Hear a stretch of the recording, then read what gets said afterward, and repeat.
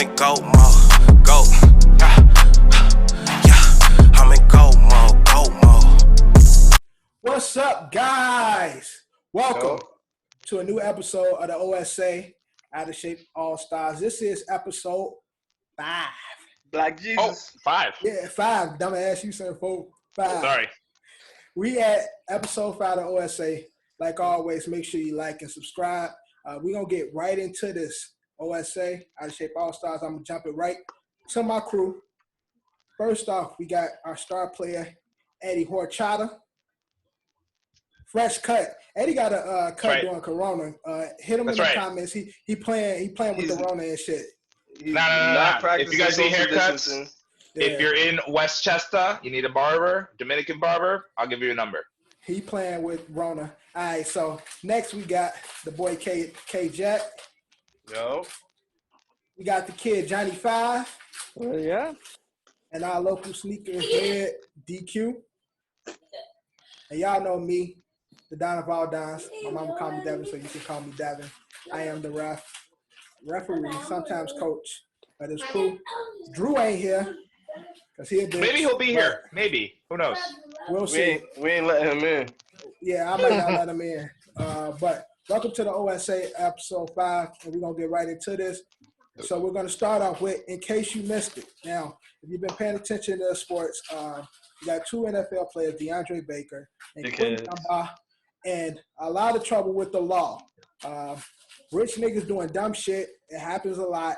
But, Eddie, could you please explain to the people what's going on with these 2 dickheads? Yeah, so I've been following this story for, I don't know, a couple days, obviously right before the weekend. They're finally locked down corners because they're probably going to get locked up. Apparently, these morons decided they wanted to go to a party where there was some gambling involved, and they try to channel their inner Michael Jordan and play a big stake game. They lost about $75K. Now these guys, I think, giant player again, DeAndre Baker, allegedly. DeAndre Baker, I believe, has a $10 million contract. He's a first-round draft pick. That David Gettleman moved up in the draft to go get. They both have $10 million contracts. Okay, so they're both $10 million players. So after they lost that $75K, they thought it'd be smart to go home, gear up, get somebody else like a runaway car. They thought that they were playing GTA Online. I don't know what they thought they were. That they were going to go up in there like CJ from San Andreas, allegedly, pull the guns out, allegedly, get their money back. Allegedly. Get their money back. $75K back. Again, you're millionaires. What do you need that $75K for? You lost it. So apparently they got their money back, got in the getaway car. Everyone ID'd them. They were asked to turn themselves in. John, I believe you said that their lawyers said that they have a witness saying that they didn't do it. But they're both idiots. And I think ultimately it falls down on Kev. I hate to say it. It falls down on Gettleman. I mean, there's been talks that this guy in Georgia was already a problem, that he would have been there. There was no need to move up to go get him in the draft. Obviously, he's not a team player is what I've been hearing a lot, too, is that he's just a very me guy. He's a very dumb guy. He doesn't really care about playing football if his heart is in it at all. He's just there for the money. Clearly, he's dumb. They're from Florida. What do you expect? It's Florida. They're at the beaches right now. So. WTF. But, yeah, you heard Ed, but Baker's lawyer released a statement on IG saying that they have affidavits from certain witnesses claiming that Baker is innocent. So I'm sure. I mean, they're $10 million rich. They could probably pay somebody off to say that they didn't do it. But you got enough people saying that they did. I mean, now, Kev, I'm gonna throw it to you. Now, one of these kids, being that you're a Giants fan, super fan, and being that one of these kids is a Giants player, what do you think about these athletes who have all this money, who have all this opportunity, getting themselves into just dumb-ass shit like this? I mean, it comes down to it's flat out. Like, you can't take certain instincts out of people that have just always been a certain way their whole life. Right. Like, it usually takes them to want to make a change. Otherwise, bro, we've seen this story a million times, bro. It's just like lack of the work ethic at the level, or they still doing dumb shit. But there should be some type of life coach when these, because again, I'm not to give them excuses, but a lot of these niggas, they do come from the hood, and then in the hood they are known as superstars, and then they go to college and they superstars, and then they go into the league and they don't really have any life experiences. So they take a lot of their shit that they learn from the hood and people in the hood, and they get out. Then you give them all this money, and now they acting like complete dumbass. So there should be some type of transitional life coach when players enter the league. Not saying it's a black thing, but you're in the hood most of the time you black or brown and shit. So I mean the bottom line it's an entitled thing, Dev. To your point, it has nothing to do with color.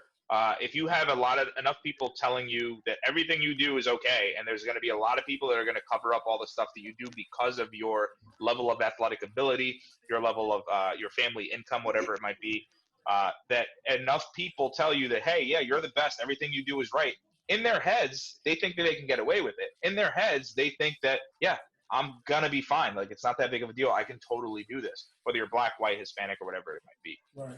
But, yeah, you're absolutely right. They need some kind of coaching. I'm not going to lie. I don't know. I feel like a lot of athletes be getting in trouble. I just feel like every other year, month, is always something with football players. Always accusation, a charge, this and that. But allegedly, they did this, so the lawyers asked not to rush the judgment, so we just got to see how it plays out. Like, obviously, when we first heard the news, especially when I first heard the news, I'm like, what the fuck are they doing? Right. Like, I mean, maybe it's all those hits to the head and shit that got niggas. That might play a role too, but let it play out and see what happens. So at this point, they have witnesses that said there was a certain player had a gun, but now the lawyers are saying they got affidavit from witnesses that saying they're innocent. So the biggest problem is most of these people, they keep bad company, bro. Like not one person. When the initial person had the idea to go back, the other nobody was like, I don't know about that, bro. Right. They're surrounded by yes men. Yeah, like after that, it's like. You know what's the crazy thing is Dunbar is he's been in the league for a few years now, you know. So Dunbar was on the Giants too, no? Nah, Dunbar was on the Giants. Oh, okay. He was on the Skins. And then Skins, that's what it was. Then he was on the Seahawks, or he just signed to the Seahawks. But again, he just signed his contract too, just now. Mm-hmm. Like Kev said, they ain't got nobody around them keeping a buck. Everybody like trying to just make sure they pockets grease and shit. So whatever they want to do, ain't nobody like, yo, nigga. Like no matter who you are, you need somebody to be like, yo, what the fuck is wrong with you? Why you like what you on? But hopefully them brothers get their mind right. But speaking of other fuck shit in the NFL, we don't get into these new updates with the Rooney Rule. Eddie, I'm gonna pass it back to you because you were just telling me about this shit. Shit sound crazy. It sound like the token rule, but token rule, not the token. Yeah, the token rule. So give us that. So I just heard that this morning again, just listening to certain things. So they're readjusting the Rooney Rule. They've been talking about it over the weekend, but nothing really broke until today. So now they're offering teams incentives to hire more minority coaches. Those of you who don't know what the Rooney Rule is, it's the lack of minority, Black, Latin American head coaches in the NFL. Yeah, thank you. Well, I'll get into what the incentives are for doing that now. So according to SportsIllustrated.com, they are saying if a team hires a minority head coach, they would move up 6 spots in the 3rd round of the NFL draft. If they're hired before the coach's 2nd season with the team. If the team will jump 10 spots for hiring a minority general manager. And then there's other incentive in here too. If they hire a minority candidate as its quarterback coach, they will also receive a compensatory pick in the 4th round. So essentially they're telling teams, hey, you hired a head coach that's a minority, Black, Latino. You're going to move up 6 spots in the draft, 10 spots for a general manager, 16 if you get both. And if you want to throw in a quarterback's coach, like let's say what's that Brian Leftwich. If you decide to just throw Brian Leftwich in there to be your quarterback's coach, we'll throw you another compensatory. And for an extra nickel, which how you shooting, sir? So dumb. I mean, like especially for coaches. I mean, like look at the minority head coaches that we have in the NFL today. Mike Tomlin, Kevin Jett being one of them. I mean, he's been there and he's earned that spot. I mean, the guy's won a Super Bowl. Yeah, one of the best coaches. Earned that spot, and he fought to get there. He's one of the best coaches in the NFL. Look at Tony Dungy. This is throwing it back. That guy grew up in an era where they weren't really hiring head coaches. And again, I mean, there is no Peyton Manning without Tony Dungy, in my opinion. Right. I think that they had a really, really good relationship. And again, ultimately lost that one Super Bowl, that heartbreaking Super Bowl, but then came back and won it right before he left. So those guys worked hard. Now it's going to seem like, and again, Eric Bieniemy, the offensive coordinator for the Kansas City Chiefs, is arguably the best head coach available that's going to be out there. This should be out there. But if he gets hired now, I mean, even though he's qualified, it's going to look like, oh, yeah, well, you're just you're a charity hire. You're a token. And that's what's crazy about this situation because, again, we're all black and brown. We, of course, we want to see our people represented more in these higher positions and shit. But it's like, damn, it's like, why do it have to be an incentive for them to do something? Why motherfuckers just can't be like, do things right? And again, hire the best possible person and shit. And there's a lot of black and brown people working in the NFL coming from, in these executive or could be in these executive positions, could be in these head coaching positions, in these coordinator positions. But in order for them to get hired, I have to give you an extra penny and shit. Shiny penny, that shit sound crazy. Yeah, it's crazy. Crazy. No, the fact that they have rules is crazy. Like, it shouldn't be a rule. It should be like that should just be a part of the process. You shouldn't have to do it because it's a rule. It should just and that's the thing. Like, that's in order for them to place a rule. That's how you know it's a problem. For them to even have to mandate this, you have to do this and shit. These organizations forcing organizations to do forcing them to do this. It shouldn't be a force. It should be how. So it is. now that we forcing you. Okay, we force you to do this. We know you motherfuckers don't really want to do it because a lot of these motherfuckers be racist as hell. So what we'll do is give you some extra. Could you do this for me and I'll give you this? Like, that shit sounds... It's almost like, what are you going to do for me if I hire him? And that's not okay. I mean... Yeah, on some queer pro type shit. We don't want to get political on this podcast at all, but it's systematic. It's another reason why the system could be against people of color. And, that's a problem. As well. DQ, you got to take Anybody on this shit, takes? Man. Yeah.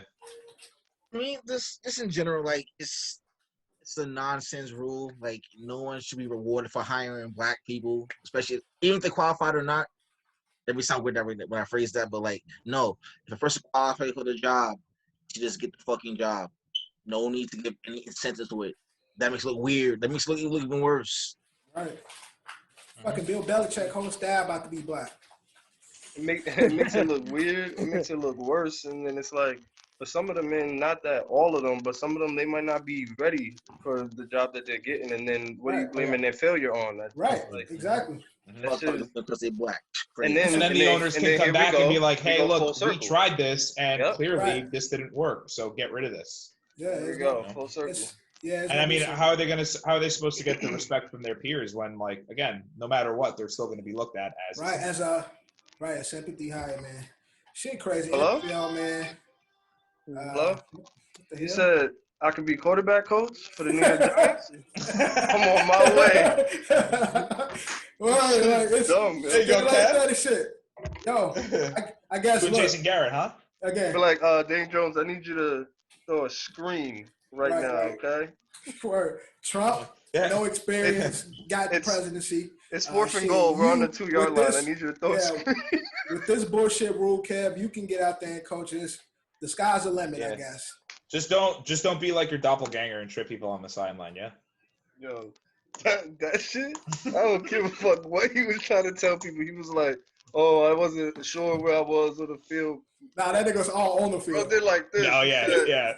It took a side step. Nigga was all on the field. That nigga was in the play. But, man, NFL, y'all keep fucking up. Hopefully, shit get better. Do better. We're going to, do better, man. We're going to be the Negro Full League. But we're going to get into the Mamba Academy. Now, this is an interesting story. Or the elephant. Yeah. League full of niggas. There you go. Speaking of racist undertones, I don't know how I feel about this Mamba Academy situation. So, as we all know, the late, great Kobe Bryant passed away earlier this year. R.I.P. to Cole, R.I.P. to Gigi, and all the families that was there on that helicopter ride and shit. So it ain't even been a whole year yet. Kobe's partner, Chad Faulkner, who is the CEO and co-owner of the Mamba Academy, has now made the decision to rename it to pay homage to Kobe. What sense that makes to me? None at all to me.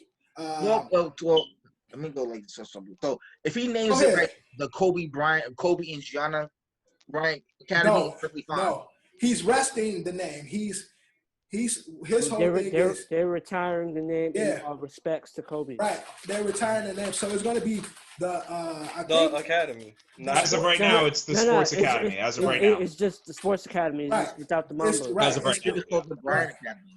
And that's what it used to be, correct, John? It was the Mamba. It used to be, before Mamba, it used to be before the Sports Kobe Academy, signed. and then when Kobe got involved with it, it became the Mamba Sports Academy. But I feel like when Kobe got involved, it gave that academy its image. Yeah, exactly. And that's the thing. Let's keep it a buck. I'm sure it's probably doing well, but when you put the Mamba Academy on it, it gave it an identity. It gave it that excellence. Like, we building the future. That's top athletes. Right. It's giving you that stamp that we are official because Kobe Bryant has attached his reputation and moniker to this brand. So everything. That's the thing about it. He was really about the so in an updated statement, they did say that it was a mutual agreement between them and Kobe's estate. Correct. Yeah, that was in my take. But did Kobe estate say, "Hey, we think y'all should retire," or did they come to him and say, "Hey, to pay homage to Kobe"? And what we were thinking is that we should retire the name because the name, he's too big and all this bullshit. And the state was like, "You want to change it to what?" I feel like the perception of the entire statement is of the agreement. I feel like the perception of is they just wanted to retire the name. Like, they came to agreement and respectfully wanted to retire Mamba from the actual name. So that's how it's being perceived. Or I smell bullshit. But yeah, I still don't understand like that like it's the Mamba Academy. Like, why I had to if they wanted to change the name, they're gonna change it in like a year or so. Right. Probably some other shit going on beyond the scenes that we don't know about. That's why they changed the name. My take on it real quick though.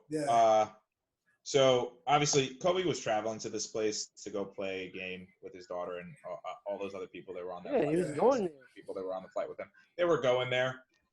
You know, I think this looks really, really bad for them. I think the PR, it's a PR fucking nightmare for them. Yeah. I would hope, just because I have a good sense for for some reason haven't given up on humanity totally yet. Right. Wishful thinking. I would hope that they would do right by him, and I know that they more than likely will. I think in the statement that they released as well, they were actually very, very grateful for the NBA fans that actually attacked them for doing that. Like, everybody attacked them on Twitter. Right. NBA Twitter just went off on them. And they were like, yeah, like, we expected you guys to do this. But it's like, don't worry. Like, we've got something in the works to, like, make it still related to Kobe.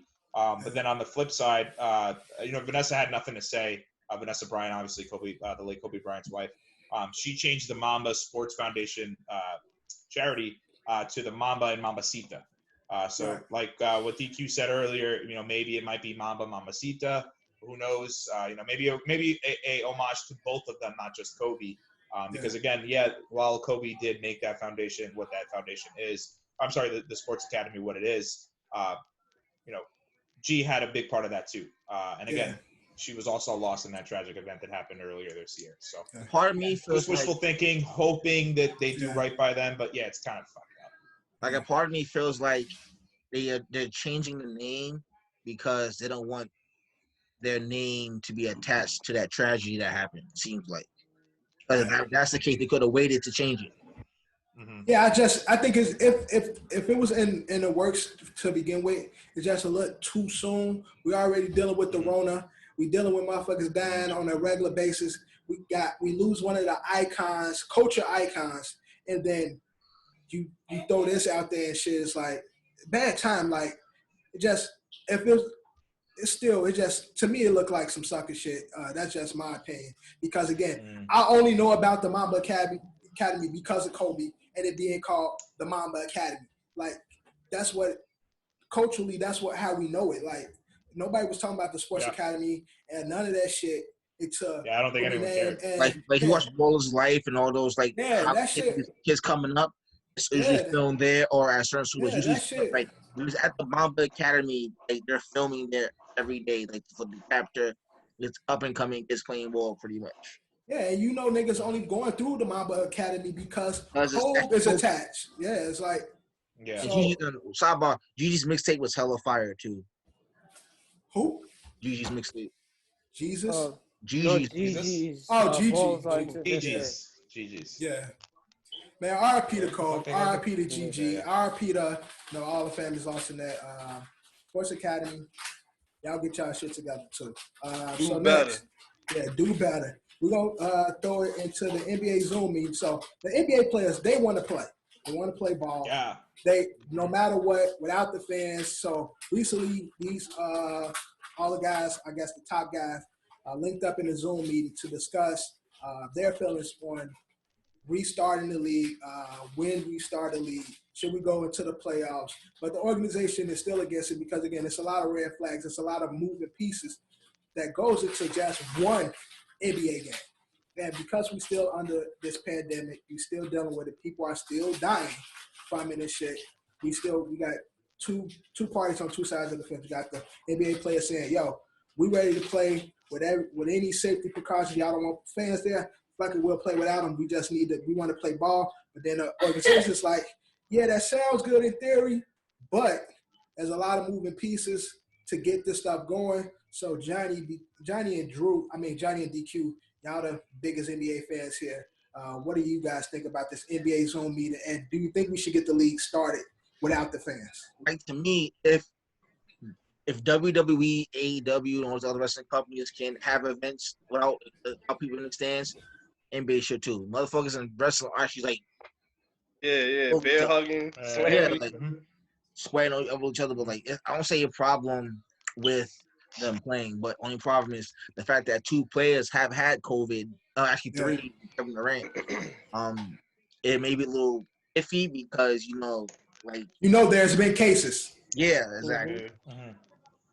But I think the only difference is with those events is that the sports will have more players interacting with each other versus wrestling. They limit how many wrestlers interact. Yeah, there's two guys in there as opposed to And then again, and there's a lot of more people involved. You got the refs, you got the coaches. There's a lot of people that have, if a game goes on, that have to work. You can't just have a fucking scrimmage and just have the players and one coach run. Yeah, so it's like that's a lot when you think it's gonna be a whole bunch of staff, the camera people. Right. So even without the announcers. Right, that's what I'm saying. The fans aren't as close as a lot of other people are that actually affects the game. The announcers, the referees, the coaching staff. Like there's a lot of people that's close, and then the NBA players up and down all over each other and shit.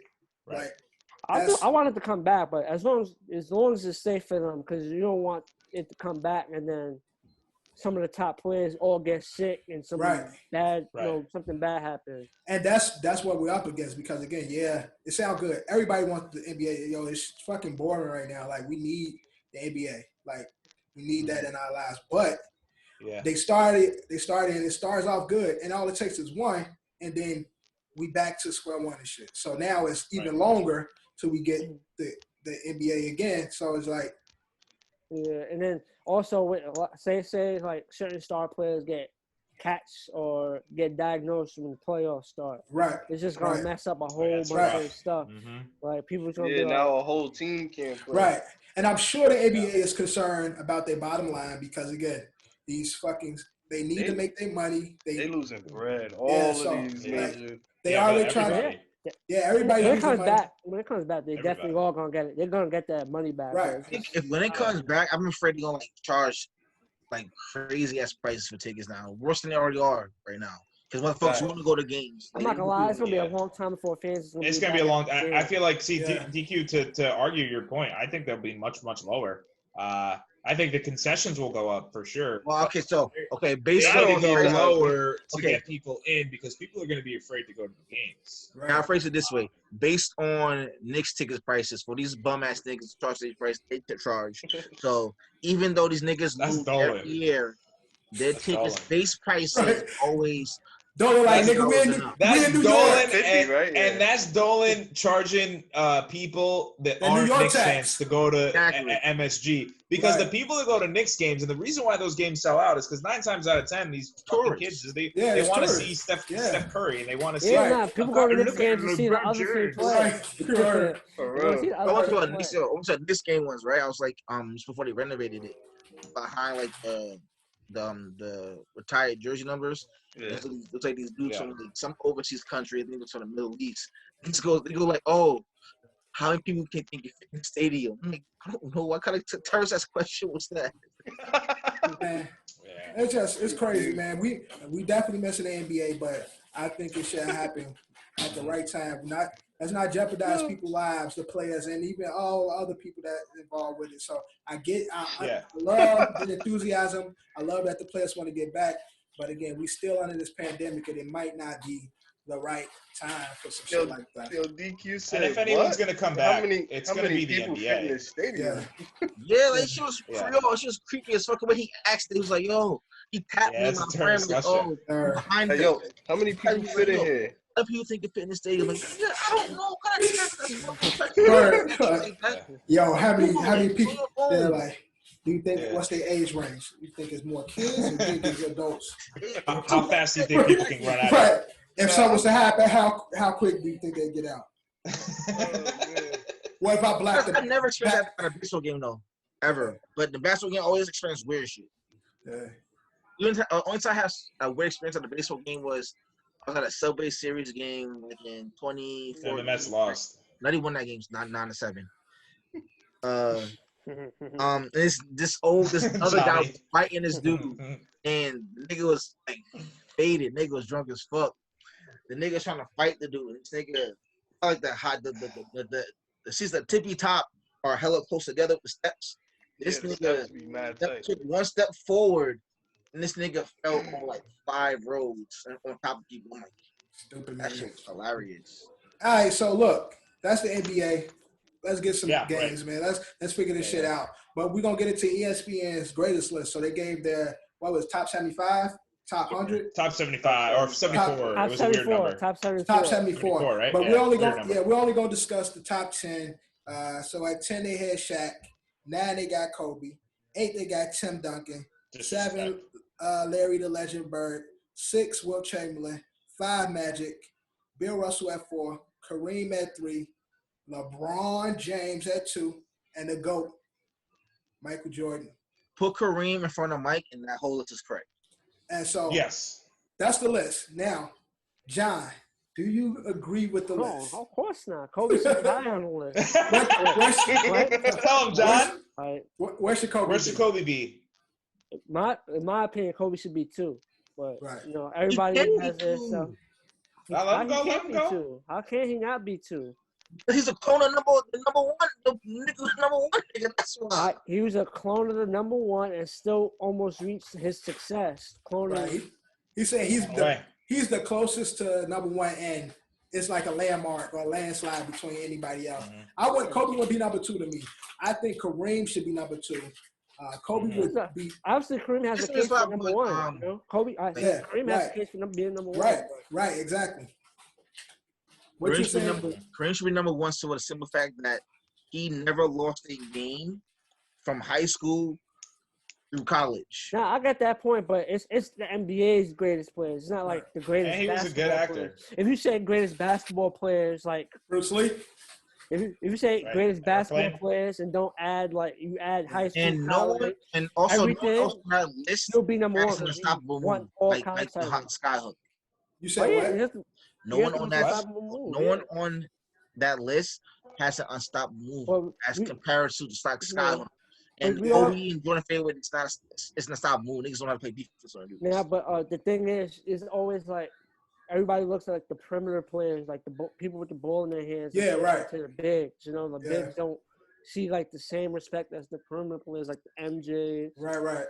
Yeah, and that's how the league always been, and that's why you see a lot of these big niggas are shooters because traditionally, great, but that's the only way they're gonna get respect. They don't get the same appeal or respect while the perimeter players do. Right, never did. Right. Everybody was a point or two. The star players played those positions. Like, literally became the least. LeBron's really 2 on here. I don't know. They got number 2 on the list. Yeah, they got number 2 on the list. Yeah. What you got, Kev? Say your piece, cuz. They drunk, bro. That don't make no sense. LeBron is nice. Don't get me wrong, but like, bro. I think the biggest appeal with LeBron and Mike, it got more to do with the culture of basketball. Like, they are like icons. And Kareem, you can't knock Kareem because he's so skilled, but I feel like Kobe should be higher. But the biggest icons in basketball, they're at the top there. It's Mike and LeBron. I mean, you could throw Magic in that conversation as far as like iconic level. But culturally. And Larry. Culture. Too. That white man ain't on that level. Culturally. Kobe's definitely iconic though. So it's like that's what I'm saying. It's just I don't know how like certain players just have that appeal to them. Like certain players, like, obviously Tim Duncan's one of the greatest players ever, but he just doesn't have the appeal of like the Kobe's, the somebody was drunk. He's great. This is another reason why Kobe being 9 is perfectly fine, right? Why is that? Everyone above Kobe has an individual style of play. Okay. You look at it. I can see where you're going. Look at it. Okay. So we have. If you look at the list, we have Tim Duncan, the big fundamental. He had like his own individual style of play. No one really played like him. You have Larry Bird. No one really played Larry Bird. Then you have Wilt Chamberlain. Changed the game. He had the goaltending group because of this dude. Yeah. See, honestly, and I hate saying it, but niggas like Wilt and Bill, I know they were played great, in a different league, but they played in that era. It's just like but it's hard. It's easy for us. It was mostly white. It's like they were 5'7" white men. I'm sorry. You have to look at it this way. It's just the fact that Russell, like, every decade there's like the player, like the greatest player of that decade is measured right of that decade or a generation, if you would. So but generational players. Bill Russell's matchup wasn't just his matchup was Wilt Chamberlain. That's his matchup. So that's what they measure. Wilt Chamberlain was doing all of this. Magic had but Larry. The most successful player. Out of their career is Bill Russell, so that's why they put him at a higher, pedestal because how they measure it. That's I think everyone's dominant. Should be higher because of the accolades outside of the NBA. What happened? Will should be a little bit higher. Will should be probably like 5 because he was a gold trotter. He smashed over 25,000 holes. Like, he was lit, dude. Like, come on, be higher than 5. Word, just off the strength. What do y'all feel about Shaq being at 10? Do y'all? Shaq is perfectly fine. That's fine. He was the immovable force, man. No one can stop that dude. I love this whole big banter now that's going on. Shaq just trolling everybody, saying I'm gonna school everybody. But Shaq could definitely like the bigs that they have ahead of Shaq. I'm not gonna lie. I'll take the only big that probably I want to take over Shaq in the list is Kareem. Right. I'll take Shaq over every big that's. I think the only thing is. I agree. I think LeBron should be at 10. Yo. And then just slide the whole list forward. I hate LeBron, but I don't hate LeBron as much as Kev, apparently. Damn. I don't hate LeBron either. He wouldn't be 10, but I'm upset that they put him at 2. To me, he wouldn't be above Kobe, Shaq, or Kareem. LeBron's at the 2 for a reason. LeBron's perfect at 2 because it's sustainability at him in his 17th year in the league. Right. No one played this many games straight. In fact, the year he won the championship in 2016, he played every game that season compared to everyone else. Right. Now I can respect that. I can respect that. LeBron is great. I just feel like the space between LeBron and Jordan is massive. When it comes to Kareem, when it comes to Kareem to me is way closer to Jordan, and arguably I agree. You can make a conversation about that's Jordan. That's the way Kareem. you have to make the argument. That's the best way to make it. So it's like there's a big gap between LeBron and Jordan. But when it comes to Jordan and Kareem, it's like, nah, that's a real argument there. Like, yeah. Well, I mean, we'll get into it later on when we get further down our rundown here. Yeah, but once we get to. Yeah, I mean, the biggest thing with LeBron, at least for me, is LeBron's like he right doesn't now. have that Yeah, he's the guy. instinct. He's the guy right He doesn't, now. but he doesn't step on people's throats the way he should. You know, like he almost like, watch me facilitate and watch me make people around me better. It's the you can't be everybody's friend, man. But it's the NBA though. You have to like. It's not his personality though. But again, that's the NBA. But that's what's causing him not to win. But that's what's causing him not to win, dude. Only motherfucker I know. Honestly, I feel when I see killers kill, Kawhi is a killer. That's the NBA now. Kawhi he keeps to himself. Yeah, he's got his friends, but at the end of the day, when his sneakers touch that wood, pause. He's a killer, and he kicks that second gear. Yeah, to me, only people that really shuts everyone out. To me, only people that really show a killer instinct.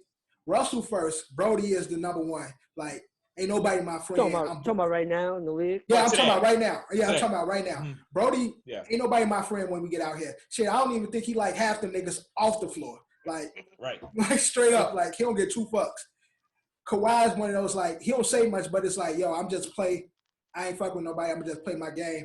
And kind of Dame has that. Yeah, I was going to say Dame. Yeah, like, you got to mention we're gonna ball and shit. But that's their list. LeBron has killer in him, but his killers is not, like, it's different. When LeBron was supposed to put I think LeBron needs to, like, get prescribed Xanax because he got high anxiety, man. He's high. Again, if the pressure seems like it's too much, like I feel like, I mean, we just watched this Jordan doc, and it's like, dude made shit up in his head. He made shit up in his head. Kill Eddie in the comments. That's because the LeBron fans, the 2 that might be watching, I would rather be in one. I don't know, man. I don't respect the guy's game. I respect him as a person. I think he's a great guy. He's a present father. I think he the way what he does for his friends and what he's done for the NBA. I think it's great. I hate LeBron. I hate LeBron for not coming to the Knicks. I hate LeBron for going to Miami. Well, but again, I just don't like. I don't like his style of play. LeBron literally said when he went to LA when he played D Wade, he said he's either here or the Garden. It's crazy. Like based on that's some bullshit. Everybody always say the Garden. Everybody always say the Garden, but when it comes to play for the Garden, nobody plays for the Garden. Based on where LeBron came from, that's not really part of his personality. Even when he was in high school, he always shared the ball. You're talking about a dude who had to sit out his seat. It's not wrong sharing some the niggas ball. lied about him in the car pretty much. There's nothing wrong sharing. Like there's a lot of great players. Magic's a great player. It's okay to drop. Even Scotty is a facilitator. Bird is a facilitator too, who they have at 7. Bird facilitator. Yeah, but Scotty had that meltdown. Again, we'll talk about that later. Scotty had that meltdown when he couldn't get that last shot. But I think that's LeBron. The difference between them, Scotty is what I see from LeBron. I think the difference between Scotty and Magic, Bird, not Scotty, but Bird and Magic and Jordan and Kobe, all them niggas is it's 3 seconds. Give me the ball, and all else fails, I will dish it. But I'm scoring this ball. This shit better run through me. And then I'll make the decision if I'm going to pass it out. But again, the NBA now, everybody's friends. They be booty touching and stuff all season. Bro, my favorite Bron moments of every game I've seen of LeBron is when he locks in and he starts playing bully ball, bro. Soon as he gets the ball, down court, I'm like, oh, he's going all the way, bro. What was that game that Bron had a club on his hand, and then the next day he didn't? Yeah, they were saying he was faking an injury. He's soft. He's just when the chips are down, LeBron just goes, "It's not me, it's the team, it's the coach. I'm done." And I don't know who told his dumb ass he could ride the subway in New York City. Get your shit together. He better chill with that. No, but again, only reason why I think, at least to me, my opinion, LeBron is 2, and he's a great player. He's been the best the last fucking 15 years or so. He's in that icon status, culturally. He's up there. And so for that, and with the skill, and with the rings that he did win, although he's lost a lot, but with the rings he does have, with his cultural status, that's why I think he's number 2 on the list. But that's ESPN. It is what it is. All right, so that's the end of In Case You Missed It. Now we're gonna get into one of the funny, newer and funner segments. Bench Star Cut. Y'all ready? Oh, wait, hold on, I'm not ready yet. I'm ready. Oh well, you know what? Announce it. Bench Star Cut. So all right, everybody's gonna give them. I'm gonna give everybody 3 players. Either you bench them, you start them, or you cut them, and it's as simple as that. So we're gonna start off in baseball. We got 3 Yankees. We got Derek Jeter. We got A-Rod, and then we got Judge. The Judge. So, Kev, throwing it to you first. Bench Star Cut. Who you got? This is light work. All right. So Derek obviously starting, bro. Right? Of course. Cause Mr. Consistent. I don't care what nobody says. Even to his like dream walk-off hit in his final game, bro. He's just consistent, bro. He can hit the ball in any gap. It doesn't matter, right? And if we're talking about prime A-Rod, whether he was on juice or not, definitely having him on the bench because A-Rod, bro, just is A-Rod.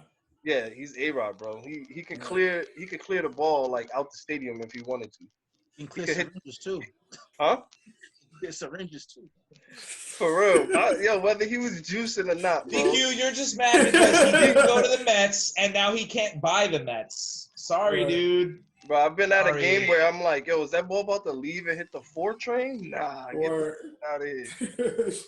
And then Judge, I love him. I've seen him up close. Haven't been able to get his autograph, but yeah, I have to cut him. There's just not enough consistency there yet. He's young too. And still young. He's young, so he's just an eyeball. But you know, and Judge, if you watching this one day, bro, yo, stop hitting the weight so hard, bro. You're already mad big. You got too much muscle on you, bro. I don't think you can. I want you to stay healthy, man. All right, Johnny, who you got? Oh, this is easy. Start Jeter, bench A-Rod, and cut Judge. All great players, but you know, A-Rod and Jeter definitely been in the league long. Judge has been in the league. Yeah, right. As long enough for him to be in the conversation. Obviously, you know, A-Rod has the drug use, but I still was a fan of A-Rod. I love A-Rod. Yeah. So, but I mean, regardless, A-Rod's one of the greatest to do it. Now, DQ, I know you're not a Yankees fan. You're a Mets fan. He hates this. I don't hate Yankees, honestly. I don't hate Yankees. But wait, but before DQ goes, the first time I actually went to see Judge, like me and Kev went to a Yankee game. We saw like the first time I saw Judge play, he hit 3 home runs. You guys split some popcorn. He hit 3 home runs. He hit 3 home runs in one game. So I remember one game we went to, and I was talking shit. And I was waiting on the nigga to hit, and I actually missed it because I was too busy talking shit. And Johnny like, yeah, Dev, you just missed it. That nigga just said that shit. And it was a 3-run shot center field too. It was amazing, though. But I love Judge, but Judge got to put some more years in. Yeah. Maybe the conversation would be different in a couple of years. Bro, stop benching so much, bro. DQ, what you got? So, honestly, people think I hate the Yankees. It's not that. It's just that it's an issue of circumstances. So, when I was younger, all my mom bought me was Yankees hats, right? Then when I first started, you always got these long ass stories, nigga. It's the reason why I like the team. It makes us relevant. I got you. So when I first started playing baseball, I was playing third base, and before, like, to me, like, learning more about the sport, I would watch like games on TV. And one day, I tried to emulate Derek Jeter, and I got in trouble for it. So I figured, I don't like this dude. I got trouble for doing what he tried to do, so fuck it. What exactly was you trying to do? I tried to the flip. The iconic. I tried to backhand the ball and jump my back go to first. Oh no! Like being 8 years old, I didn't have the strength from my arm. I got to backhand the ball though. I didn't throw it right. So. Yeah, well, he don't get enough credit for that. That is a really hard throw. That's like quarterback throwing off his like front leg. Right. I mean, it's why Jordan signed him. You know. Yeah, and that's the reason. So that's the reason why I'm going to start Derek Jeter, because I actually know the guy who designed his shoes and all that shit. Right. And I'm going to pretty much bench A-Rod. But Mariners A-Rod was elite. And I'm gonna cut just because he wasn't needed. So fuck that. Yeah. I mean, Mariners A-Rod, Texas A-Rod, Rangers. Texas A-Rod had the drug stuff. Yeah, but he was elite. Yeah.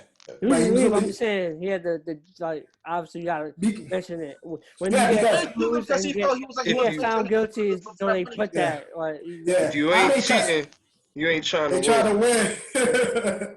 No, because I ain't a baseball fan, but I found out about A-Rod once he was with the Rangers. Like, it's like, damn, Puerto Rican buddy be smashing that shit or whatever he is. He Puerto Rican, he's right? mixed. Dominican. Okay. A-Rod or Jeter? A-Rod. Dominican. Come on. Okay. He's smashing a Puerto Rican chick. True. All right, so speaking of smashing Puerto Rican chicks, and you're not doing that, but never done that. But who you got? So not to copy everybody. Obviously, I'm starting the captain. He's the captain. Oh, captain, my captain. Yeah. The biracial angel himself. The guy's literally a fucking movie. I mean, Kevin mentioned his last game walk-off hit. I cried. look back even his 3,000th hit. 3,000, you hit a home run guy. Home run. run. What are you doing?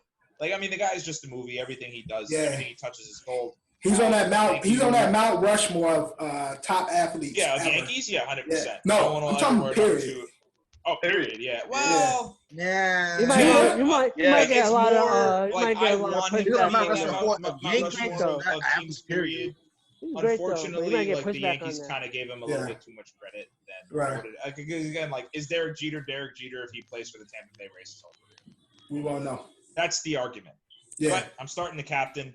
And then this next part was hard for me. You know, a Dominican American kid born in the Bronx. A-Rod and me had a really, really strong connection. He wore number 3. I was born November 3rd. 3 is my favorite number. Loved him. He was a shortstop.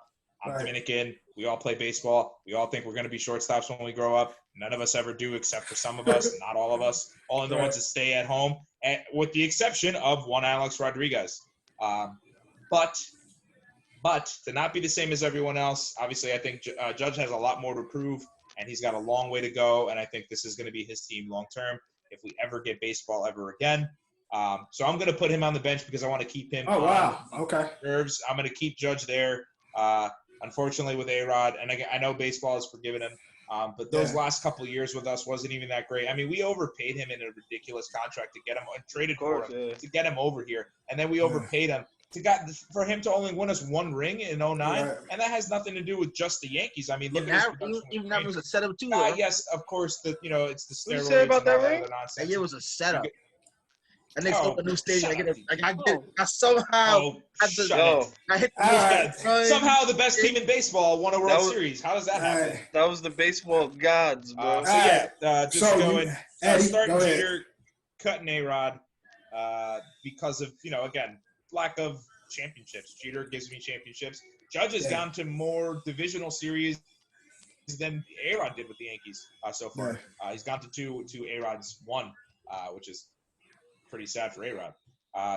Gonna cut you, A-Rod, for all this stuff, even though I love you and you made me love baseball even more than I do. And I'm gonna bench Judge because I know eventually he's gonna be great. So there it is. Yeah, I mean, hopefully Judge live up. He's injury prone. It seemed to be injury prone so far, but hopefully he gets to be in the real conversation with A-Rod and Jeter. We're gonna get into the NFL now. That one, I think this one was kind of easy. MLB. This one should be harder. Although I feel like Johnny a fanboy, so I already know what Johnny is. So we're gonna do. We need a name for being biased and being a fanboy. Okay. We need a nickname for it. Should we just call them Johnnies? Let's go. You been a Johnny right now. Johnny. Yeah, I like that. We'll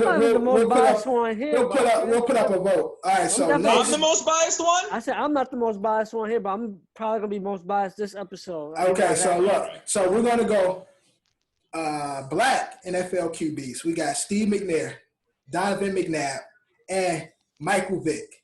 Johnny, to you first, my brother. All right. Start, bench, cut. I'm going to start Michael Vick. Okay. I'm going to bench McNair. I'm going to cut McNabb. Why is that? Why is that? Whoa! Why is that, John? Spit it up. All right. One, obviously McNabb had his success, but y'all forget he's the most successful out of all of them. But that's debatable. McNabb, I'll give you stats later. Well, McNabb won an MVP. McNabb probably McNabb is the best on the list. Eagles. McNair is easily the best on the list. McNabb and McNair both appeared in one Super Bowl apiece. They both appeared in one. Vic never appeared. I think the furthest he went was the Vision. Nah, I think the next one. No. I think he made it to a championship game once. Okay. I believe he lost. Who, McNabb? No, we're talking about Vic. Vic? I got Vic's. Hold on. I have his. No, I'm not talking about stats. Michael Vick has gone to the playoffs 6 times and lost twice. So Michael Vick has not gone anywhere as far as any kind of championship game. So that would be a wild card, a divisional round, and no. Didn't the Eagles beat the Falcons in the NFC Championship game? Not in the NFC. It was probably a divisional. I mean, I could look it up for you, but keep going. It was the year Vic was going crazy with the Falcons. I forgot what team they played. Where he just ran for like 20 yards and he like dove into the end zone. This is before the whole shit messed up his sidetracked his career. But yeah, you do remember after he came out of jail, Vic went to McNabb's team and yeah, he was cooking for a little bit. Yeah, he took over for him. I remember that. They cleared McNabb out. Yeah, they and did. Had Vic John, to correct you, they eventually lost to the Eagles in the NFC Championship game, so you're correct. So in 2004 was the first time he won playoff games. Michael Vick. That was his best. That was probably his best season, and then obviously what 6 came times after, to the playoffs though. But what came after that? Like a year or two after that, he had the whole thing, and he was out the league. Barky bark. All right. But that's my start bench cut. Eddie, who you got? So I talked about this and I'm still gonna wing this because I still haven't decided. Actually, I think I have. I had to bring it down to sheer numbers. I mean, all 3 of these guys were big-time running quarterbacks, correct? Yeah. So I had to pull up the stats. You guys know I'm a big stat guy.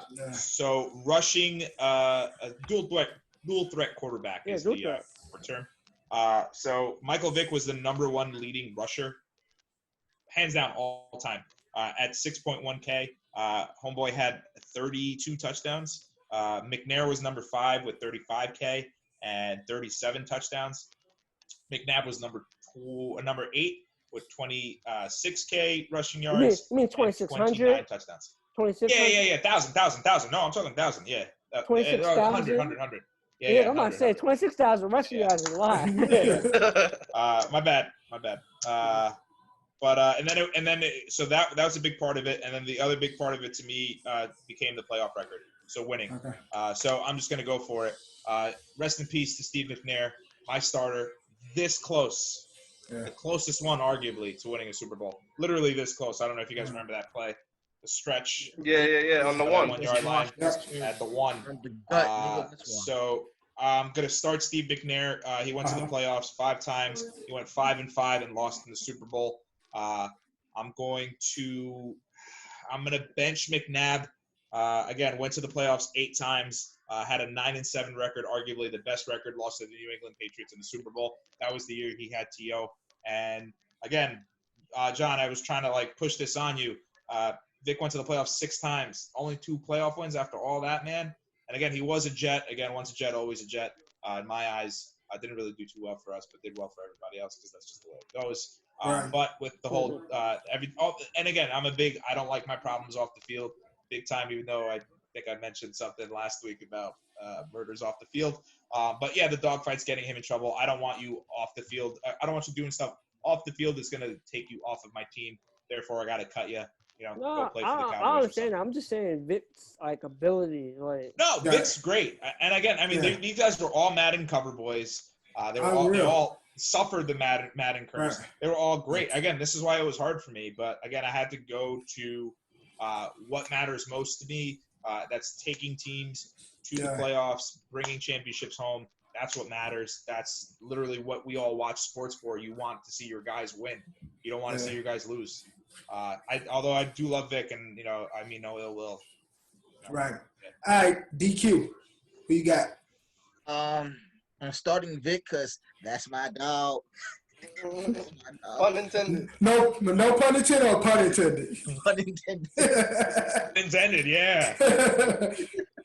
I'm a bench McNabb because honestly I didn't really start watching football until like the season before the Eagles went to the Super Bowl because I remember I told you I didn't play when I was growing up, so I wasn't really familiar with McNair's like resume until after. I watched that Super Bowl, Eddie George's across the goal line, but as far as me watching the football at a consistent basis, it wasn't until like 2003 I was in middle school. So I'm gonna bench McNabb and cut McNabb. R.I.P. though. Gotcha. Kev, what you got? So this was hard for me because I love Mike Vick. Eddie knows. I mean, I fell in love with. Kev had the backpack. Remember those backpacks? The drawstring joint. Jersey. Yeah. Kev had the backpack. Kev always wore number 7. He would always draw the number 7 everywhere. Like I always wore number 7 because when I found football, I think I found it too late. But this is probably around 04, 05. And I couldn't go nowhere without my Vic like jersey on. And it helped that I was black and the best player on my football team that sucked at the time. But whatever, not the point. What school did you go to? Damn, how is that possible? Nah, they were bad. We were bad. We were really bad. I went to high school. They sucked. A lot of the kids. We went to middle school together. You talking about You talking about middle school, not high school, bro? Well, a lot of the 8th graders have graduated, and a lot of the kids that played that year, they were their first time playing football. All right, so with that being said, this is why it made it even harder. I'm starting McNabb for one reason. I'm starting him over Mike. Mike, I'm benching him, and I'm cutting McNabb. Rest in peace. But Donovan wanted to learn the sport. He wanted to be like perfect at the job where Vic just came in like a lot of players do, lackadaisical. He's just like purely there, not pure just athletic. Just purely athletic. And he didn't want to take the extra time in the film room and stuff like that. And he admits that to himself because he thinks he would have played longer or had more opportunities to win and stuff like that. And so for me, that was hard, obviously, because I'm not an Eagles fan. Quite the opposite. But. I mean, I don't have a big stat that I missed because we talked dual quarterbacks, right? I forgot to mention this. I did write it down. Michael Vick ranked all-time 25th in passing. Steve McNair ranked 46th all-time in passing. And again, to the 8 that McNabb had, to the 5 that McNair had in rushing. Michael Vick number 1 in rushing, but Michael Vick 96 in passing. So if you're a dual threat, I mean, you got to throw the ball and run the ball. You can't just be all show. Again, I really don't have a star bench cut, but to me, McNair is twice better than these guys. McNair's the only quarterback when Peyton was the guy that competed with Peyton in being the best QB in the league. Like McNair was just as consistent, just as he was a great RP to the kid, but biggest arm out of those 3 is Michael. Of course. You remember the Nike for deep balls, Remember the Nike but again, I mean, 96th all-time passing. I mean, he would have been more accurate if he sat in the film room, bro. Yeah. And maybe if he didn't, come on, fight dogs. Come on. Oh, he wasn't fighting dogs. His friends was fighting dogs in his house. No, he wasn't fighting. He wasn't. Yeah, he was just killing them. He was just facilitating it. But all right, let's get into the last star bench cut, and it might be hard for some, not for me. I mean, I don't know. But this is easy. But star bench cut, and it's gonna hurt people's feelings. We got the GOAT MJ, we got Kobe Bean Bryant, and we got LeBron the King James. Who you starting? Who you benching? Who you cutting? John, kick it off with you. Who you got? John's gonna start Kobe. This is another easy one. I'm starting Kobe. Johnny being Johnny. Johnny being Johnny. MJ is the GOAT, but Kobe is my GOAT, so I'm starting Kobe. MJ is the GOAT. We all know he's the GOAT, but Kobe is my GOAT, so. He's your GOAT? He's the GOAT, but he's my GOAT. No book sounded That's my GOAT. Like, how I watched more Kobe than MJ. Obviously, when I can see it was towards the end of the day. I know what he was, of course. but I didn't really comprehend what he was till I got older. But I grew up with Kobe, so Again, I understand that because again, all of us, when we might have played sports, but us viewing sports and get into the sport, it was after the Jordan era. Kobe is our Jordan. He's the closest thing we grew up watching Kobe Kobe win. I mean, I kind of remember the '98 Bulls. Right, exactly. I remember seeing some of these. I was watching basketball, but I wasn't really into basketball. I was a little kid. I wasn't really into basketball like that. But so that's why I'm starting him. Yeah. Mention the GOAT, and I'm kind of LeBron. Because MJ is the GOAT. John. My GOAT. Put that man at number 2 greatest. Unfortunately, LeBron's just the odd man out in that conversation. He's still a great player. He's the odd man out in that list. I understand that. That's my opinion. All right, Jack, what you got? I mean, I'm gonna do Jack. Jack going. All right, let's hear it. So Jack going. Obvious. It's obvious. Jack starting to go. MJ, benching Cole, and cut LeBron ass. Facts. There we go. Bro, like.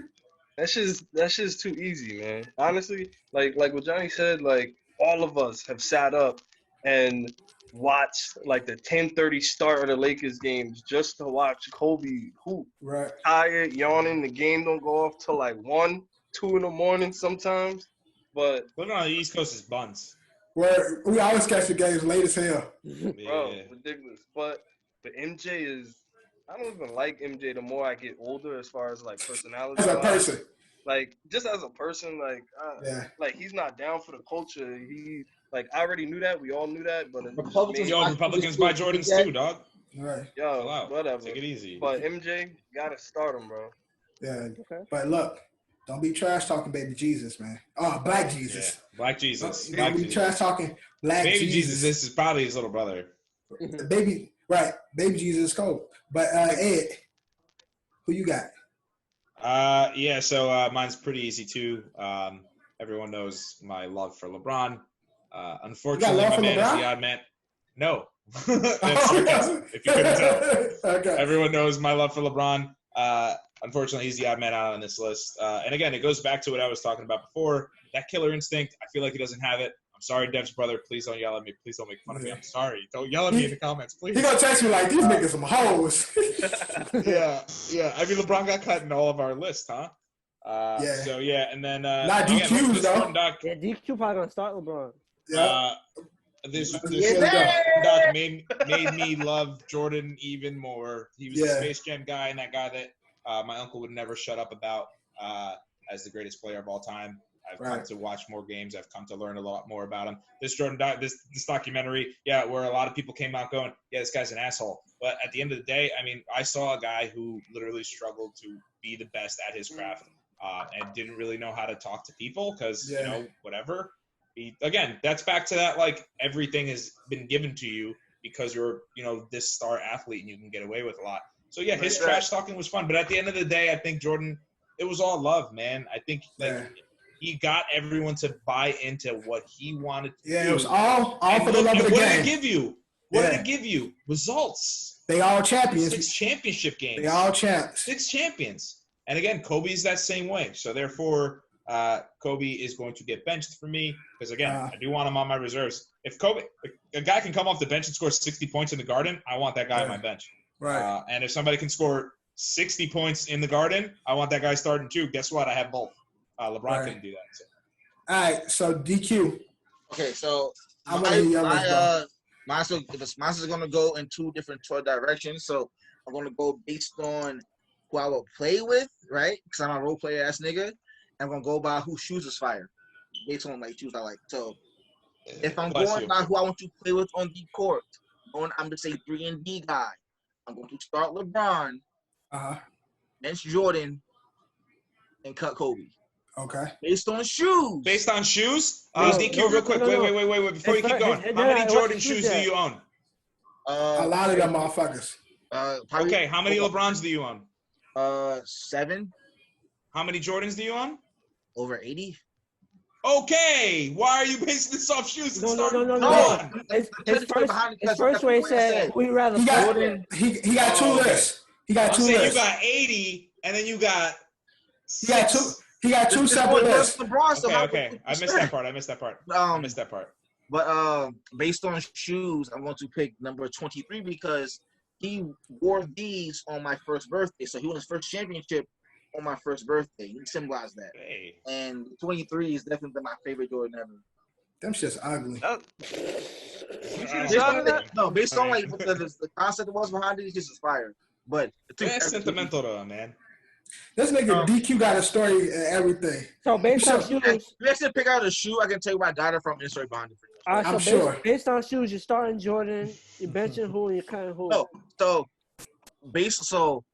I'm going to how to say so. I'm gonna bench Kobe and LeBron, right? But I'm cutting Adidas Kobe. The Crazy Ace was tough. I'm fucking whack shits, nigga. Man, Crazy Ace is tough. All of Kobe's Adidas shoes is trash, bro. Nah, not the Ace. All of this is trash. Not the Crazy Ace. The other not shit. The Crazy Ace. Not the Crazy Ace. Crazy Ace. This is a non-Kobe slander podcast, so word. Can't slander anything. Crazy Ace is fire. I said Adidas Kobe's Nike Kobe's. Nike fire. Crazy Ace is fire. Like Kobe's first Adidas shoe, that shit. That shit. That submarine, right? The submarine. And on top of that, like Crazy Eight, Adidas marketing for Kobe shoes are so dumb because you have the KB8, which is his first shoe.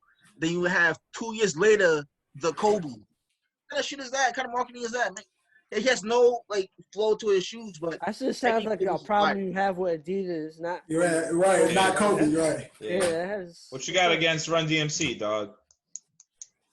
All right, so that's Starbridge cut. DQ took it another way and shit, and the Crazy Ace on top. So I don't care what he say. All right, next we're gonna get into Fab 5. Oh shit! I forgot about this. I'm waiting this. So last week we did top 5 sports movies. This week we're gonna do top 5 fictional athletes. My list is fire. Top 5 fictional athletes. I like my list.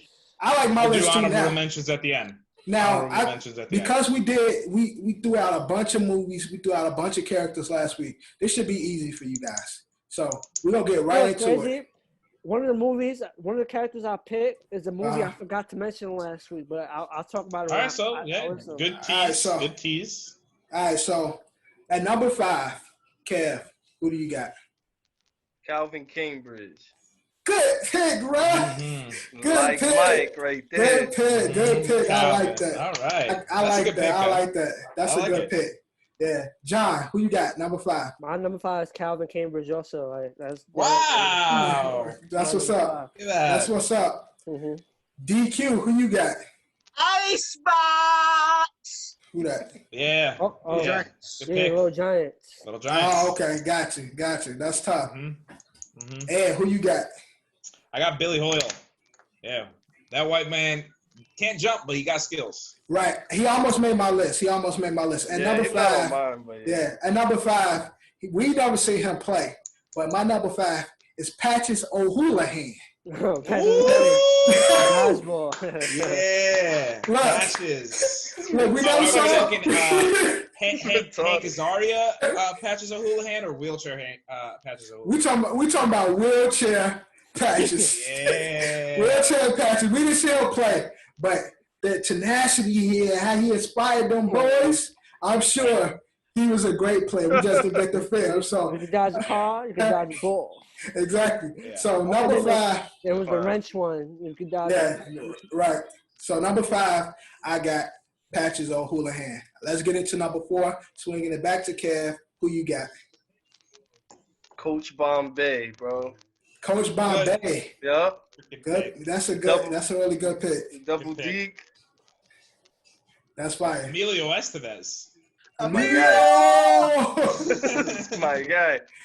Hey, John, who you got at number 4? My number 4 is Rod Tidwell, Cuban Gooding Jr., Jerry Maguire. Show me the money. Oh yeah. And we didn't even think about that. Yeah, they didn't even get an honorable mention tonight. That's a great one. Jerry Maguire, show me the money. DQ, who you got at number 4? Pick up my nigga Shep. Nigga pulled up to the record quarters and dropped 40 on niggas. Who? Above the rim. Who? Oh, okay, got you. Yeah, got you. They can score them quarters about 40. Easy. All right. Either the way his homie died stupid. Ed, who you got? We all know this guy. You know, lives back in the glory days. I don't know if you guys watch the show. Love the show. I'm picking my guy Al Bundy. Al Bundy used to be trying to hoop it. Yeah. Always thought he was nice. Always said he was better than everybody. But except he's got 2 kids that are ungrateful and a wife who hates his guts, and he sells shoes for a living. Word. All right, so my number 4, somebody y'all never think my number 4 is G Money from New Jack City. I knew. Oh, G Money. G Money. When he ain't selling rocks, he was on the court taking niggas money, man. So at number 4, I got my and the bitches, all the bitches, G Money. At number 4, number 4, G Money. All right, after this, I will get serious after this. All right, so number 3, Kev, who you got? The GOAT. Ricky Bobby himself, bro. Ricky Bobby. Ricky Bobby himself. Yeah, bro. shaking. Hey, Kev, what do they say? If you're not first, you're last. There you shake go. Shake and bake. John, who you got number 3? My man's Bobby Boucher. Yeah. Honorable mention, I almost made my list, but I was bullshitting with my 5 and 4. So my man Bobby. Good pick. DQ, who you got at number 3? I got Ricky Wild Thang Vaughn. Good shit. Good pick. Good shit. You made it easier for me, DQ. Thank you. All right, so since he made it easier for you, Ed, who you got? I'm going Pedro Serrano. That's right, Jobu. Jobu, you know, help me. I don't need you, I say, fuck you, Jobu. Or number 3, he was already mentioned, Calvin Cambridge, like Mike, Bow Wow. He was out there busting Ivo and them ass. Kenyon Martin bust his ass. Jason Kidd bust his ass. He was busting people's ass, so I had to put Calvin on my list. All right, that's number 3. So we're going to get into number 2 of the top 5 fictional athletes. Kev, who you got? Jesus Shuttlesworth, bro. Jesus. Good pick. My top 5. He almost made my top 5 list. She should have probably made it, but. Yeah. All right, John, who you got at number 2? Number 2 is Shane Falco. Shane Falco. Damn, John. Okay, that's a good pick. DQ, who you got at number 2? On the fence with this. You give me a second. I think. I was going to pick someone from the same movie, but like his character-wise, he wasn't the greatest. But I'm going to go with this is based on what he did for his team. I get his name real quick. Give me a second. Genghis Khan. No, hold on. The kicker? Was he at? Or is it Frick? I got you the ball! Is it Clifford Franklin? Nah. Son of a bitch? I'm picking my boy Charlie Conway, because in the last movie, he gave up his spot for niggas to win the game from Mighty Ducks. Oh, Mighty Ducks. Oh, Charlie. Okay. All right, my number, Ed, get into your number 2.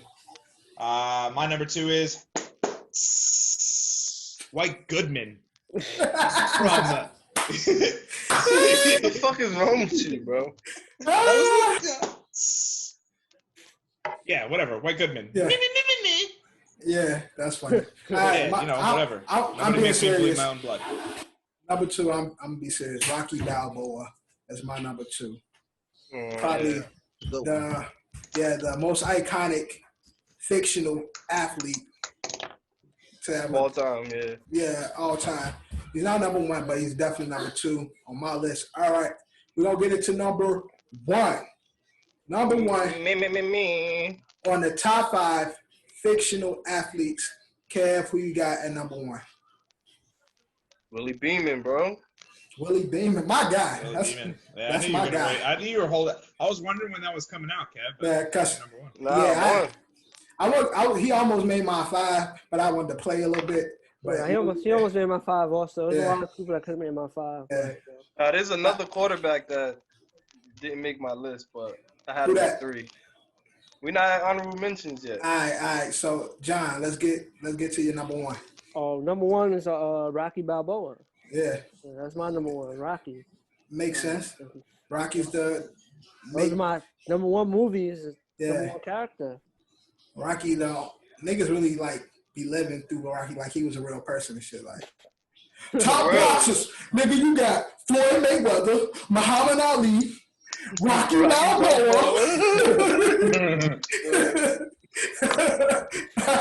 DQ, who you got number one? Since someone already said Bobby Boucher, I'm gonna go with another Adam Sandler character. Happy Gilmore. Good pick. Yeah. Good pick. And did we even mention Happy Gilmore when we did them? No, we should. I think it might have been an honorable, but I might have forgotten honorable mention. I said if we my service is like, fucking up when y'all saying honorable mention. Okay. Fucking up. Yeah. All right. So now, good pick, DQ. Ed, who you got? Well, it was supposed to be Shane Falco, but just to mix things up, I'm going. Shake it up a little bit. I'm going Playboy Squints from the Sandlot, faking he's drowning, just to make out with that beautiful lifeguard. The player played, and he got her at the end because they ended up getting married. So I'm going Squints. That's what's up. All right. My number one, keep it simple, is Space Jam Michael Jordan. Ooh, that's cheating. Yeah, that ain't cheating. Because Space Jam Mike, although he the GOAT, he played himself. He was stretching. He was stepping on niggas like from the 3-point line. That was Michael Jordan, Justin. He wasn't animated. It's fictional. He was animated when they smashed him into the ball. Still Michael Jordan. Bro, any of us could be Mr. Fantastic, bro. But to end your whole career, right? No. Space Jam takes place in the Matrix. It does. You think about it. He said Space Jam takes place in the Matrix. Mm-hmm. Yeah. In the Matrix? Mm-hmm. Yeah. Didn't Space Jam come out like 94? And the Matrix came out like 99? Matrix was written in the 1980s by some black lady in the 80s. Yeah, get it straight. You heard him. That shit was written. All right. Fuck all that. Like I said, Michael Jordan, Space Jam Mike, number one on my list because he could stretch and he could step on monsters' head and shit. He was doing shit that he don't do in real life. So who gonna fight me? Nobody, right? So all right. So number one on my list, Michael Jordan, and that is the top 5 fictional athletes. We actually got through this one quicker than we did the movie. Thank God. So let's honorable mentions. Throw something out there. My 2 honorable mentions is from the same movie. All right, so it's The Longest Yard, Paul Crewe. Paul Crewe. And then, what the hell was Nelly's character's name? Maggot or something like that? Yeah, Maggot. Dog it. Yo, if you go back and you look at the film on that boy running on the field out there, and before he even got his shoes. Right. Killing, bro. I wonder if that was really Nelly, though. It was. No, it was Heinz Ward. Did they have a stunt double for Nelly? I think it was Heinz Ward. What? Who? No. Yeah, Heinz Ward. I swear to God. He was in like everything. He did The Dark Knight too. That's an honorable mention. I know he was. Yeah, I know he was in there. He did a lot of movies where he was like the football runner. Yeah. I don't know about that. Swear to God. I have to look I mean, I don't know. I could be wrong. I could have Heinz Ward was in The Dark Knight. Yeah, he was. Yeah. Oh, okay, I got it. He was. Okay, got it. Yeah, when Bane blew up the stadium and shit. Yeah. His name was Maggot.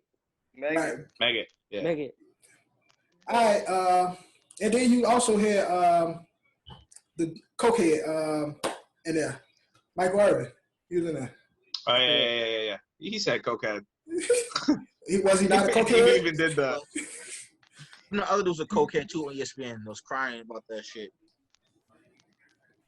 He was talking I'm gonna run down a few of them. Willie Mays Hayes, we forgot. Mr. Miyagi, Jackie Moon. You gonna say Mr. Miyagi? You gotta say Danielson. But which Mr. Miyagi? Was it Jackie Chan, Mr. Miyagi, or was it? No, OG Mr. Miyagi. OG. First of all, I love Jackie, but Mr. Miyagi's Mr. Miyagi, and Jackie. Mr. Miyagi. Air Bud. Did anybody say Air Bud? No. I would shot the shit out of that dog. Eddie Franklin. Knicks fans, come on. Who that? Happy Gilmore's on there. And then the most honorable mention. Cole, Tum Tum, and Rocky. Rocky loves Emily. Rocky loves Emily. Rocky loves Emily. All right. that was our top 5. Fictional athletes. What about Sidney Dean? I got 2 more. I said Sidney Dean. Okay. Who? I got Henry Rowan Gardner, right? From Rookie of the Year. Okay. And Cheeseburger Eddie from Yeah, Cheeseburger Eddie. Terry Crews. Yeah. All right. And what was the other one that? Why can't I be quarterback? Like Yeah. Little Spanish. That's why. Sit down. Brucey. All right, we move. Now it's Bruce's time. Yeah. All right. Brucey was fucking with the girl boys and shit. Yeah. Tracy Morgan. That boy Tracy Morgan. Yeah, that boy pussy, like Bernie Mac would say. Yeah, boy pussy. But all right, that's that segment. We're gonna get into the last one. We finally came to an end. MJ, The Last Dance, which is probably the best. Like, what the hell are we gonna do now? Because this is the only thing. We can. There's that Clippers doc. They doing what? Business that failed. Bruce Lee, that's dope. It's failing because of coronavirus. No, dude, everyone's home. Nobody wants to pay for your bullshit subscription. Get out of here. But I'm gonna stream it legally or illegally. Yeah, it's like a Clippers doc about like the whole like what's this guy's name? Sterling. Racist. I want to watch that shit. I don't really care to hear what that nigga got to say. Like I said, it's on a bullshit streaming service. Well, you get fuck on Instagram thoughts. All right, so we got episodes 9 and 10 of The Last Dance. It's come to an end. I cried a little bit. So since you was watching this, I guess it's freshest in your mind. What are your thoughts on episodes 9 and 10? I watched 9, but I was in the middle of 10 when I saw the message. But it was it's pretty interesting. Like I was actually really excited because like the episode where he getting like poisoned and he still ate the pizza and shit like that was crazy. It definitely poisoned him. Definitely. Like who the fuck has 5 people for one pizza? I blame them. They fucked that up, bro. Like, you mean to tell me that there was no room service available? In a hotel. They said the room service was done and a lot of stores. I don't believe it. I felt like they were setting them up. Hours a day. But they was in Utah though. They probably Utah Jazz. Yeah, and that's what I'm saying. They can we get some food at Mike's Room? The motherfuckers like, nah. Go to this restaurant. They open. And then they called this restaurant and was like, yo, Mike about to place an order. Right. Yo, but yo, like if it's me, I'm Mike. You my posse, like, yo, I got different rooms for y'all. Why can't Johnny call and get Pete and order the pizza to his room? But see, what they did was because they probably used Mike's celebrity and like Michael Jordan want this. We need it here at this time. Michael Jordan hungry type shit. Put a rush on it. Grover's rich as fuck. What happened? Tim Grover's rich as fuck. Like the celebrity of Michael Jordan. Michael Jordan is in Utah. They in the playoffs. Like this is the finals. But at the same time, Tim Grover to blend the white in because he would just like ask, I need a piece of paper. Tim Grover. No, but they said all the food spots was closed at that time. Yeah, bro, you don't put in that kind of flex, bro, for a large pie, bro. Fuck that. Mike would. That's dumb. No, but still, 5 delivery guys is excessive. 5? You behind enemy lines, bro. And that's what I'm saying. For 5 guys, they already knew who they was delivering to. So somehow the message got there. Like either it came from somebody at the fucking hotel, or that nigga who called for him was like, "Yo, Michael Jordan is 3, 4 in the morning. Michael Jordan needs pizza. It can happen." They try to. It wasn't even that late. It wasn't even that late. No, Jordan said he woke up at like 2:30 in the morning. Right. Because you're right. But again, at whatever time it was, they used Mike as the flex.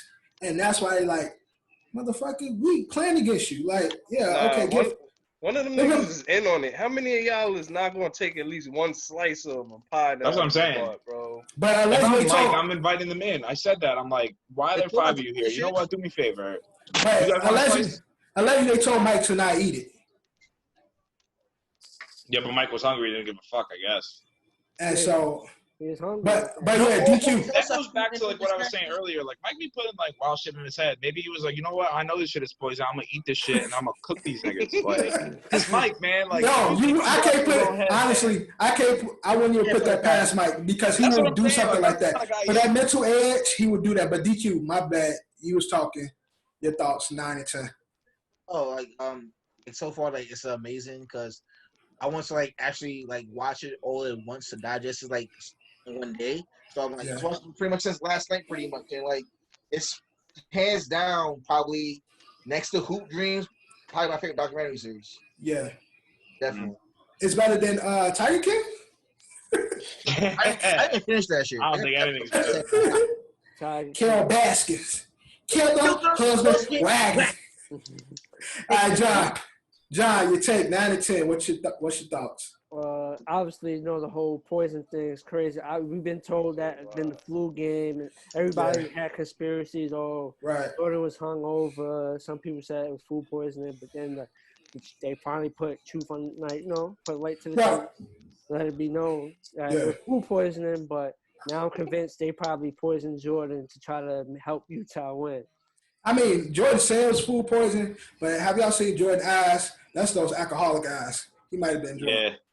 Them guys. He's got in his eyes. Cloudy eyes. Some liver problems. Yeah. I'm pretty sure. But his fingernails are the same color. Utah definitely. Somebody in Utah was like, I'm trying to win this. Like a court limit. And then just the fact, how it all ended, that they could have went back and tried for a 7. And Jordan really that's one thing that lives on him to this day. We debated that. He wanted to do it. That was the lockout year, though, right? The lockout year was the year after. Yeah, that's something we didn't consider when we were talking about it, and I'm pretty sure the Bulls would have swept them all up. The Bulls would have went back to the finals. They would have got 7. They would have brought back everybody. I just said it would have been a tough matchup for them. But Johnny thinks San Antonio would have beat them. I said it would be Johnny's out of his mind. I said a tough matchup. Yeah, I do know they have the advantage. Jordan was in his peak, but obviously Tim Duncan. He wasn't like the Tim Duncan we learned to see and what he became over the years, but he was still a really, really good big man. Yeah, you watched Utah, Carmelo was dominating. Yeah. Rodman was doing his thing, but Carmelo was killing Chicago. And now the Spurs would have had David Robinson and Tim Duncan. They would have had 2 7-footers. Yeah. But it would have been. I'm saying they would have had the matchup to give the Bulls trouble.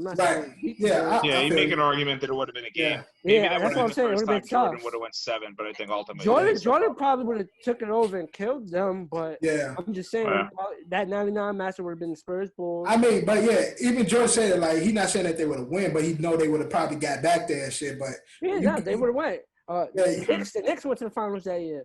Fucking Knicks, man. Those guys. Can we just never talk about the Knicks on this podcast ever? All right. So Ed, what's your take on 9 and 10? Heartbreak.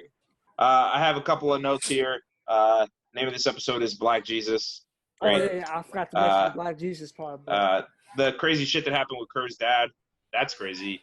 That's the icon of the fucking clout and juice and power that Jordan held. The fact that Carmelo and Stockton were waiting outside for him, Larry Bird going out of his way after losing, and then fuck you, you fucking bitch, or whatever Jordan said to him. That is written down here. I also have Rodzilla, and then also dominated in Game 5 after that too.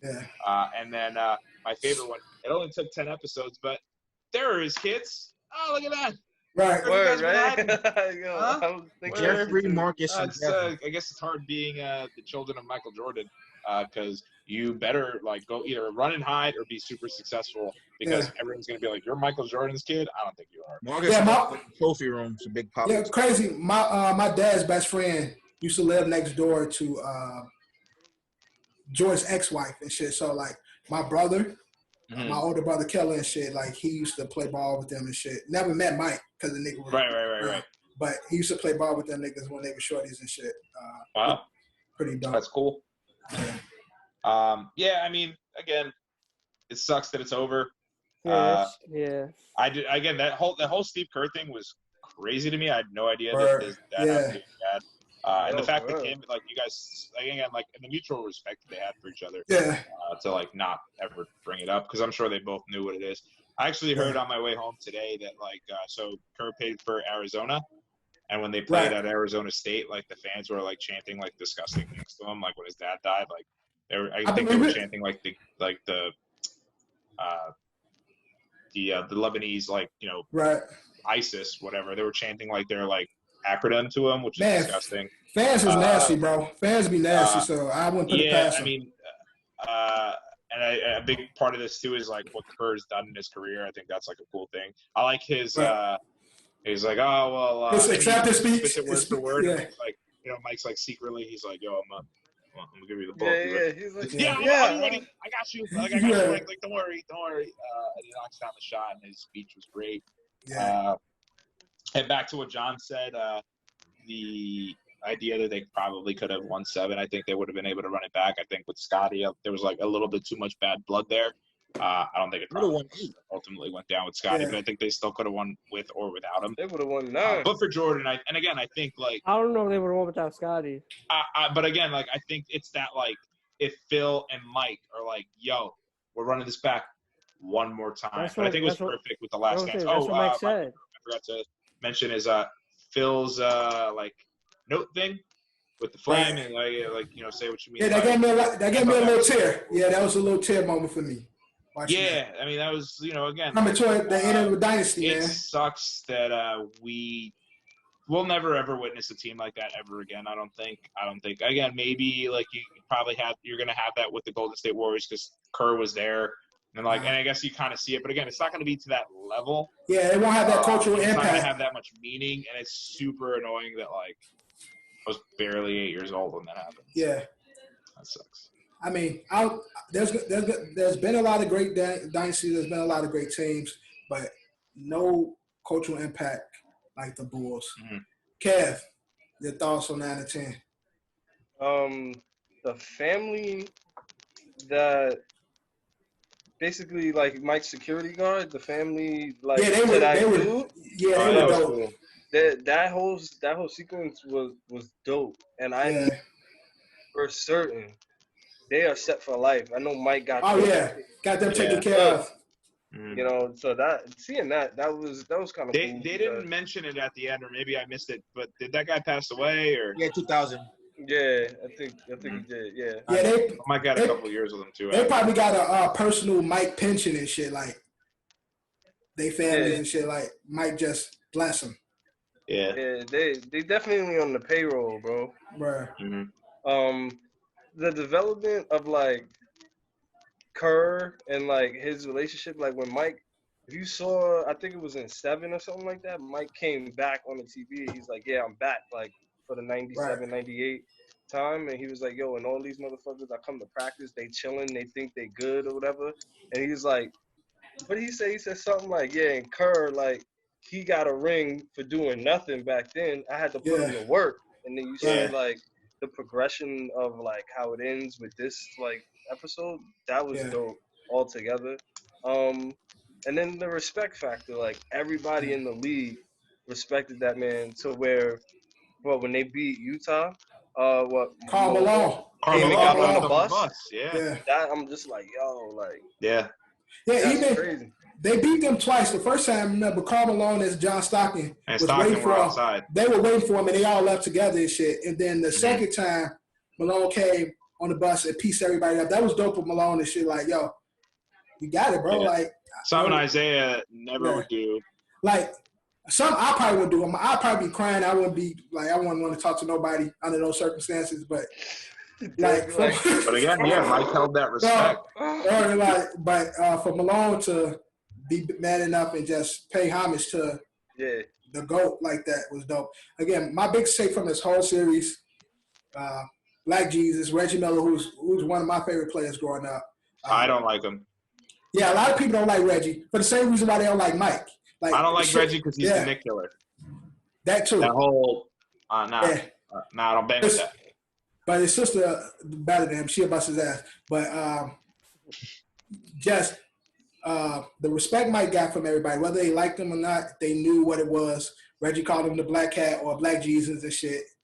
Then you got just the little things, the little tricks that Mike used to get that competitive edge. Like whatever. Brian Russell talking shit, like, not true. I mean, like, talking at the apparently he came to the Mike came to a practice or something, and then Brian Russell like, why you have to retire? Yeah. Why you quit? He didn't say right. Why he said? I could have taken. Yeah, he was like, I came to take you and shit. Why you quit? So Malone put himself on the hit list. Put his ass on the hit list, and Mike keep all that shit in his mind. The piece of shit he probably used that shit as some mental motivation and shit. Everything people just little ticks that he used just for that competitive edge, and he fucking assassin out there, man. For all we know, and that's back to maybe you have to be low key psychopathic to be great. To the level that he was, it's almost psychotic. Like for him to be as competitive, he borderline a fucking psychopath. But again, and it's like how long did it take for him to the guy came back, and probably shouldn't, but came back. Right. Right at that end there. It's like he didn't know how to live his life outside of basketball. The thing is, I don't think that last one when he retired the second time, I don't think he wanted to leave. No, of course. No, he said he was frustrated because he finally met his mental prime and his physical prime. It wasn't just about his athletic ability. He finally understood the game. He finally understood how to be a better teammate. And he finally got it, and they blew up that team. Yeah, and it seemed like, again, from when they had the after the championship, they have the when they all talking, the fucking the parade and shit, and Union Square, I think. Right at Grand Park when they had the celebration and shit. Mike is the only one that sounded like he was wishfully thinking that they come back again. Everybody else was like, this is the end, pretty much. In so many words. Yeah. Pippen went up there and said, thank you guys, this is the last dance and shit. Jackson went up there and said his little piece, but all hinting that this was the end. Mike seemed like the only one that was like, yeah, we can keep doing it. Like he wanted. Yeah, maybe we'll see. I don't know. I want to do it again. Like if everybody was to come back, I want to do it. And I feel like behind the scenes, Mike probably was pushing. Let's try this one more time. He said it let's do this one more time. Yeah, remember what he said though? He said Krause. That was the James. Yeah, Jerry Krause. He was like Krause told Phil Jackson before the season started, you could go 82-0. Yeah, he's not coming back. So. But allegedly the owner, and he said he came on this even after the Krause shit.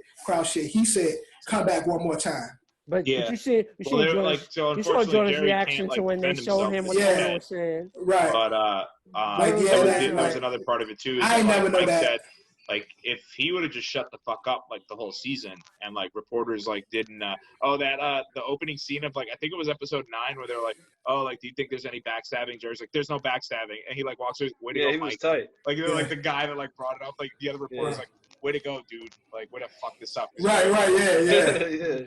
Good job, Bill. Thanks. Again, that was the big thing that Mike said that if that hadn't been going on the whole season long, if they would have just brought up maybe that one time and then just hashed out and be okay, this isn't the last dance. I mean, Phil literally, when they walked into the training camp, he had a folder and he was all right, here it is, guys. Called it the last dance. This is it.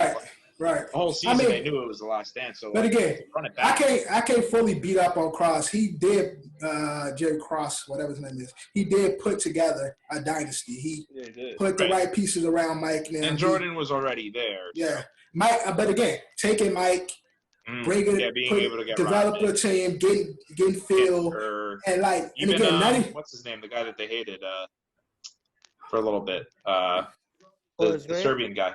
Oh, Kukoc. Thank you. Yeah, but again, he got to give it to him. He was putting together because, again, Mike wasn't fucking superstar Mike from the jump. He took a chance on Mike, and then Phil Jackson wasn't superstar coach yet, so he hippie Puerto Rican. Yeah, so again, gave Phil a chance and took Scotty, and he believed in these players, whether the personal shit got in the way, but he did put together some good teams around Mike and Phil and Pip. Bro, Mike is King Petty, bro. I wouldn't be surprised if somewhere after he went back to that pizza shop in Utah and took a picture out front of it with the middle finger, signed the picture and sent that shit back to the audience or something. Probably walked in there with the trophy let me get a slice with the the trophy in his hand and shit. Let me get the slice. Yeah. And then just take that shit, throw it in the trash, and walk out and shit. All right. Yeah, it was a great series, man. Probably great one of the best docs I've seen in a while. I'm gonna miss it. And then ESPN, they had the fan vote about the GOAT now, and a lot of people, you see a lot of the kids are voting and saying like Mike is the GOAT. Like after seeing this, after seeing the culture of Mike and the Bulls, after seeing the luster of that time and how great of a team the Bulls was and how great of a player Mike was and how competitive he was, a lot of people are changing their tone when it comes to that GOAT talk between Mike and LeBron. But I always knew Mike was the GOAT. No conversation for me. But for a lot of people, they needed to see this. So a lot of people needed to see this. But hopefully we get some more documenting or some more content. Yeah, we got there's a few ESPN 30 for 30s that looks pretty good. Maybe we'll talk about those. Yeah, we'll bring those up. Whatever, because we need fucking we got content. nothing. So, yeah. We can, you guys down to start to stay up until 2 a.m. and watch the KBO, Korean Baseball League? No. So, all right. But again, y'all. I seen some highlights. Yeah. That was episode 5 of the OSA. Thank you guys if you're watching. Thank you. Make sure you like, comment, subscribe. We'll be back next week with a fresh episode. Hopefully, we got Drew with us. Shout out to the team for being here. Our champ, our superstar, Eddie Horchata. Horchata, Hatata, Hakuna Matata. Either way. Got DQ in the building. Yeah. The homie Johnny 5. And the Don K Jet. Y'all know me, the Don of all Dons. My mama call me Devin, so you can call me Devin. Catch y'all next week with a fresh episode. Again, make sure you like and subscribe and tell your friends about us, yo. Please. Look, be a part of the come up because I hate niggas that try and jump on. Yeah, I hate when niggas try and jump on the bandwagon. So be with us now. Be a part of this now. I don't want you later. Yeah. Actually, if you go back and rewatch this episode, I do want you now. But I want you now. Just come with us. Right, grow with us. Grow with us. Be a part of the come up. This is OSA Out of Shape All Stars signing out. Peace. We out.